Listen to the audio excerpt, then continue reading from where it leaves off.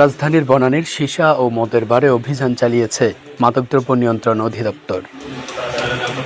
বনানীর 11 নম্বর রোডের 43 নম্বর বাসার 7, 9 ও 13 ফ্লোরে এ অভিযান পরিচালনা করা হয়। অভিযানের নেতৃত্ব দেন ডিএনসিসির অতিরিক্ত ডিআইজি বশির আহমেদ। টাওয়ার বিতে অবস্থিত revenge hookah launch and event ম্যানেজমেন্টে অভিযান চালানো হয়।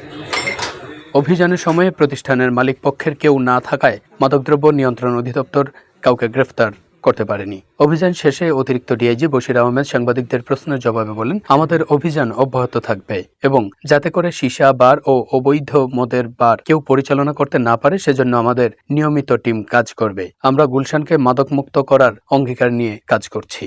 নিয়মিত অভিযানের অংশ হিসাবে আমরা সেখানে অভিযান পরিচালনা করছি এবং আমরা যতটুকু জানি যে অলমোস্ট এটা অনেকগুলি বন্ধ হয়ে গেছে। গ্রেপ্তার আমরা তাদের নিয়মিত মামলা করছি এবং তাদেরকে আইনের আওতায় আনার আমরা চেষ্টা করছি।